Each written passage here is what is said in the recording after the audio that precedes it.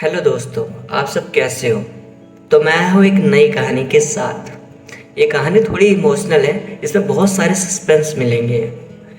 तो ये कहानी मेरे दोस्त की है, राजेश प्रजापति। तो कहानी को शुरू करते हैं। मेरा नाम राजेश प्रजापति है और ये मेरी सैड ब्रेकअप स्टोरी है जो मैं आपको सुनाने जा रहा हूँ। मैं देखने में ज़्यादा हैंडसम तो नहीं, लेकिन एक लड़की थी जिसका नाम आरुषि था, जिससे मैं बहुत प्यार करता था और शायद वो मुझसे भी प्यार करती थी। ये बात है सितंबर 2018 के वक्त कि जब मेरी और आरुषि की बातें बहुत कम होने लगी थी। मैंने आरुषि को कई बार पूछा था कि आजकल तुम मुझसे बात कम करती हो, कोई प्रॉब्लम है क्या, कोई परेशान कर रहा है क्या। लेकिन आरुषि ने मुझे कुछ नहीं बताया। फिर एक दिन रात को 11:30 पे मुझे आरुषि की याद आ रही थी और मैंने सोचा क्यों ना उससे बात कर लूं। जब फ़ोन किया तो उसका फ़ोन बिजी था। मुझे बड़ी हैरानी हुई कि इस समय उसका फ़ोन बिजी क्यों है। मैंने 2-3 बार ट्राई किया लेकिन फिर भी बिजी था। थोड़ी देर बाद आरुषि का फ़ोन आ गया और उसने कहा कि उसकी फ्रेंड नेहा का फ़ोन था और वो कल कॉलेज असाइनमेंट के बारे में पूछ रही थी। मुझे थोड़ा शक हो चुका था कि आरुषि किसी और से बात कर रही थी। इसी तरह 1 महीने बीत गया और उसे 1 महीने में आरुषि मुझसे बहुत कम बातें करने लगी थी। ये बात अब मुझे खटकने लगी थी। एक दिन मैं मार्केट में कुछ लेने के लिए गया तो मैंने देखा कि आरुषि एक लड़के के साथ रेस्टोरेंट में बैठी हुई थी। मेरा शक यकीन में बदल गया, लेकिन मैंने उस समय आरुषि को कुछ नहीं कहा। मैंने वहाँ से चुपचाप से निकल गया।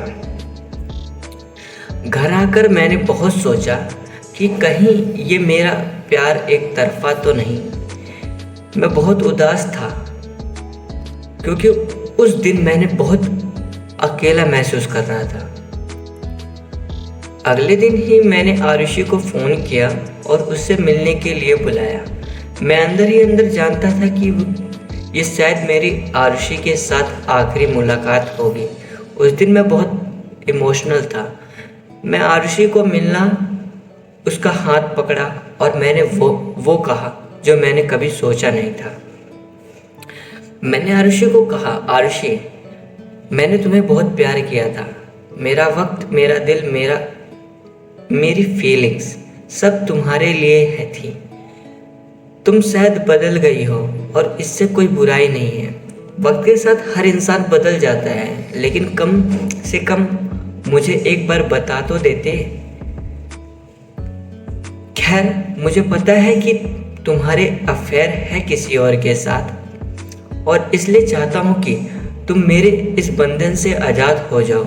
मैंने कहा, मैं नहीं चाहता कि तुम मेरे दिल टूटने के डर से मुझे ना कह पाओ।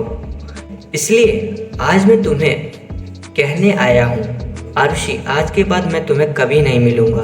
और हाँ, मैं तुम्हें तुम्हारी ज़िंदगी के लिए शुभकामनाएं देता हूँ और चाहता हूँ कि तुम ज़िंदगी में हमेशा खुश रहो। आरुषि बिना कुछ बोले मेरी बातें सुन रही थी। शायद उसे भी पता था कि मुझे उसके अफेयर के बारे में पता चल चुका है। उसकी आंखें नम थी। अब मुझे कोई फर्क नहीं पड़ता था। ब्रेकअप के बाद मैंने क्या सीखा? उस दिन मैंने ये सीखा कि जो तुम्हारी खामोशी नहीं सुन सकता, वो तुम्हारे लफ्ज़ भी नहीं सुन सकता। कभी किसी को इतना प्यार मत करो कि वो तुम्हारी ज़िंदगी बन जाए। उसके जाने के बाद जीना बहुत मुश्किल हो जाता है। प्यार ज़िंदगी में सिर्फ एक बार होता है और इसलिए बड़ी सावधानी से अपने लाइफ पार्टनर चुनिए। गलत लाइफ पार्टनर चुनने से आपके इमोशन और फीलिंग्स की ही हानि होगी।